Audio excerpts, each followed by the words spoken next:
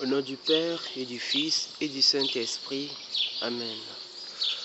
Magnifique est le Seigneur, tout mon cœur pour chanter Dieu.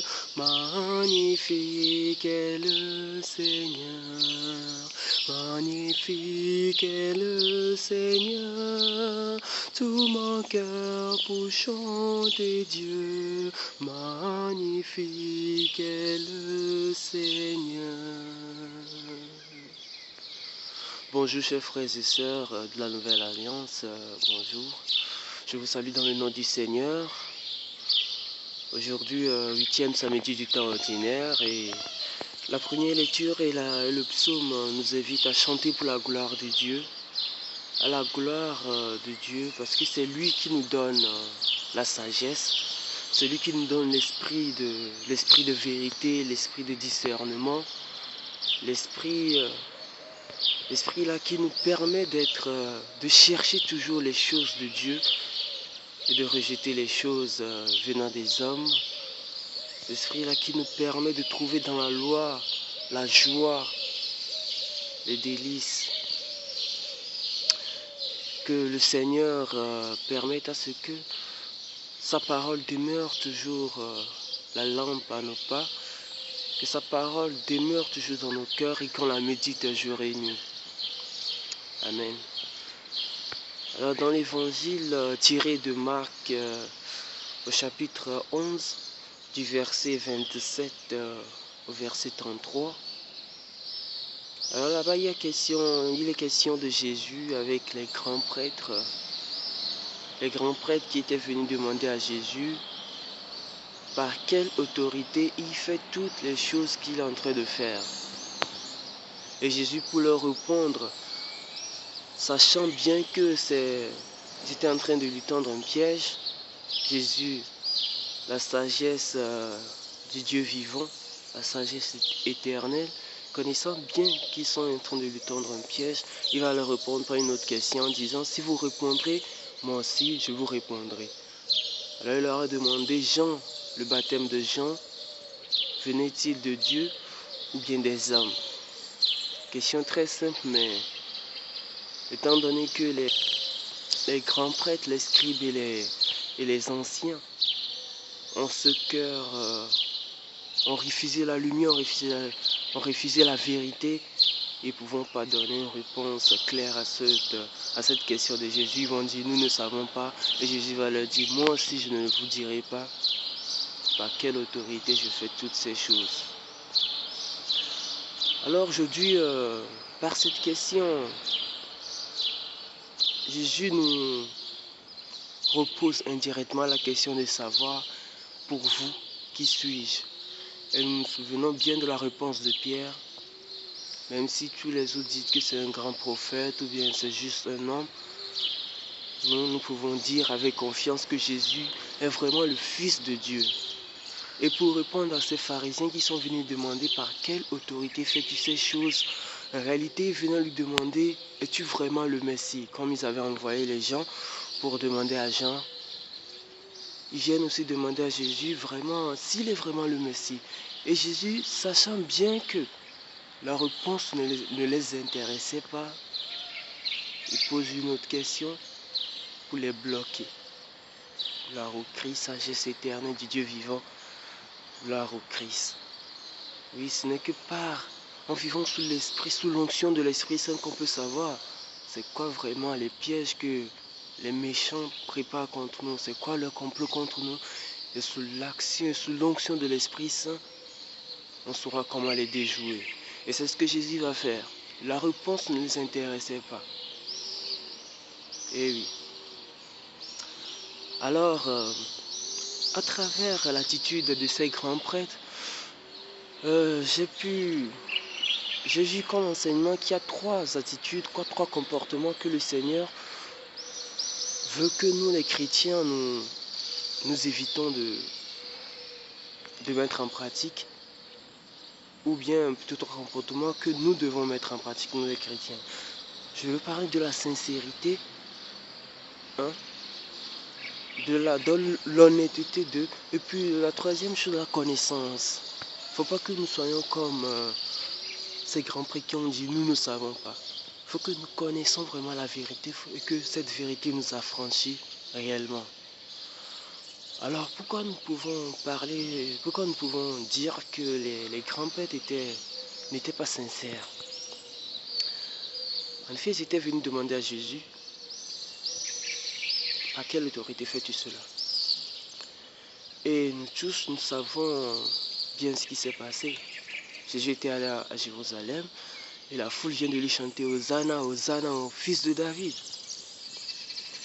Bien sûr, les grands prêtres, les anciens, les scribes, ils ont vu ça. Et normalement, ils devaient croire que Jésus est vraiment le Messie. Et je suis sûr qu'ils savent bien que Jésus est le Messie.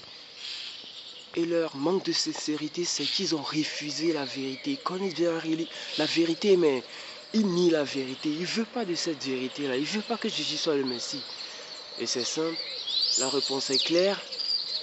Le péché. L'orgueil, ça nous fait nier la réalité. Ça nous fait nier vraiment la vérité. L'orgueil, c'est pas bien. L'envie, la jalousie, c'est pas bien. Alors, ils ne veulent pas que ce Jésus-là, ils n'acceptent pas que ce Jésus-là soit vraiment leur Messie. Alors, ils vont passer à l'action, c'est-à-dire la malhonnêteté. Ils vont passer à l'action, trouver des astuces pour vraiment le faire tuer. En effet, le négatif appelle le négatif. Si tu es mauvais là, mauvaise action là va te poursuivre jusqu'à... Bon, c'est Dieu lui-même qui, dans sa grâce, qui peut vraiment changer ton cœur. Alors, ils vont vraiment chercher des moyens pour vraiment tuer ce Jésus-là, pour faire tuer ce Jésus-là, parce qu'ils ne veulent pas que ce Jésus soit leur Messie. Alors, ils vont venir poser la question, par quelle autorité fais-tu cela?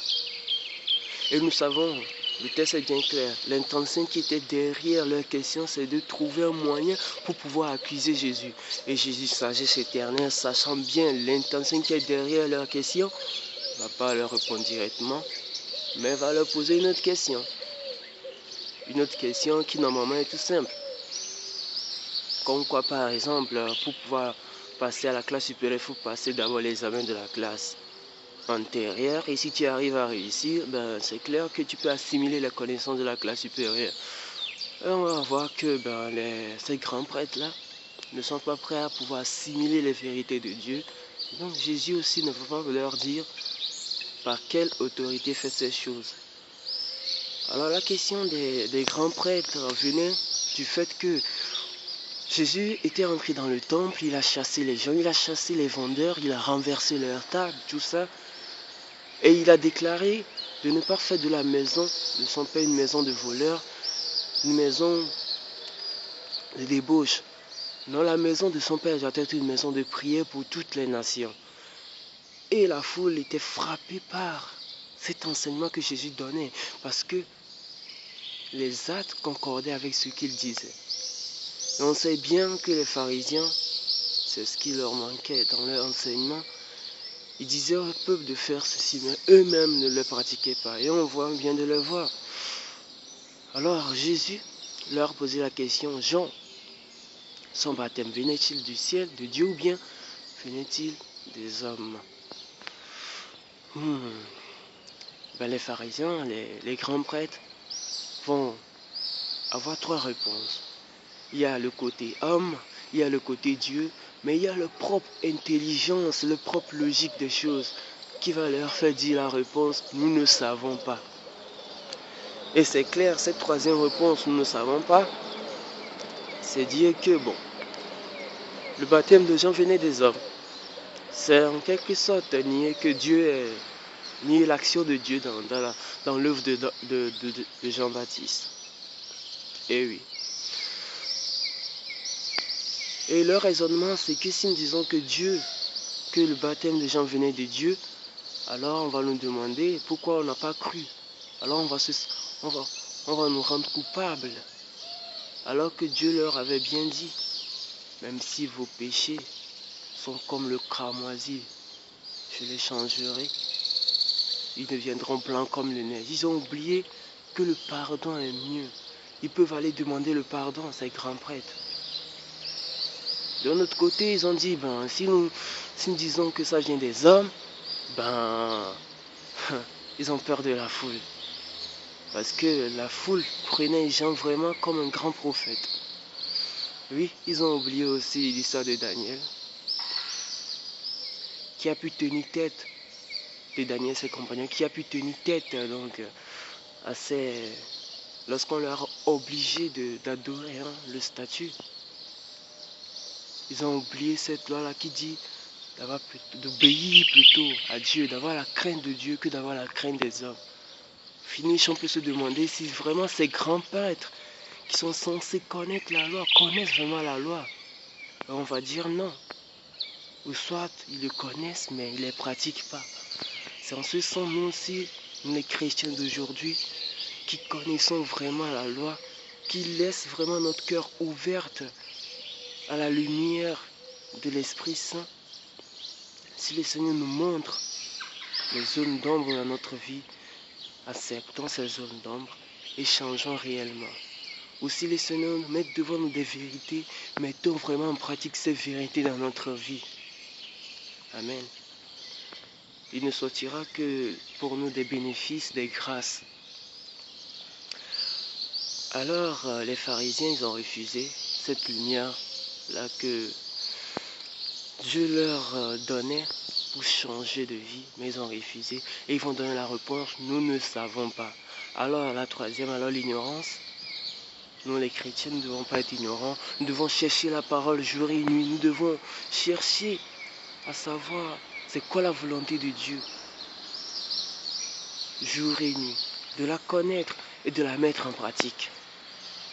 Que le Seigneur, avec son Saint-Esprit, nous aide vraiment à être toujours à la recherche de sa parole, à être toujours à la recherche de sa vérité pour pouvoir guider nos vies, pour pouvoir conduire nos vies.